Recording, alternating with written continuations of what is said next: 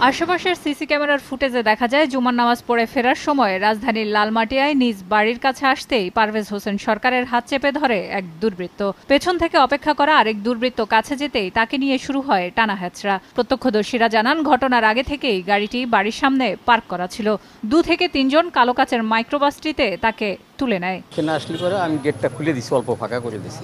এর ভিতরে এক লোক এসে ওনার সাথে কথা বললো, হাত মিলে কথা বললে ওইদিকে আগে গেল। এর ভিতরে চুলওয়ালা একটা লোক এসে ওনার গাড়ি হাত দিল, গাড়ি হাত দিয়ে তো ওনার গাড়ি ওই সাইডেই চলে গেছে। উনি বাঁচাও বাঁচাও এই 2-3 বার বললো, তখন আমি দৌড়ে আবার ভিতর থেকে লাঠি নিয়ে দৌড়ে গেছি। ওই চুলওয়ালাটা আর একজন, 3 জন যায় কি এখানে দেখা গেছে, এইখানে দেখা গেছে 3 জন। আর গাড়ির ভিতর ছিল কিনা কালো গ্লাস দেখা যায় না। পরিবারের দাবি, রাজনৈতিক প্রতিহিংসার শিকার পারভেজ হোসেন। তার এমপি ইলেকশন করার তার ইচ্ছা ছিল, বলেছে যে আমি পরিস্থিতি বুঝে করব। অনেক দিন ধরে সোহেল শিকদার, লালন শিকদার থ্রেট করে আসছে, অনেক দিন ধরে। মানে তার উপর হামলাও হয়েছে। সোহেল শিকদার একবার বাতাকান্দি ওদের স্থানীয় বাজারে হামলা করেছিল।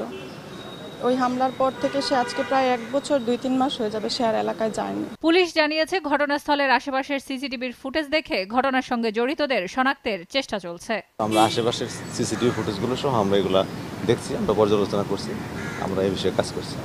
ওনার পরিবার থেকে বেশ কয়েকজনকে সন্দেহভাজন বলে জানানো হয়েছে, সেই বিষয়গুলো কি আপনারা দেখেছেন? না, আমরা সব বিষয়গুলি খতিয়ে দেখব। আগামী জাতীয় সংসদ নির্বাচনে কুমিল্লা 2 আসন থেকে মনোনয়ন প্রত্যাশী ছিলেন পারভেজ হোসেন। সেলিয়া সুলতানা, সময় সংবাদ, ঢাকা।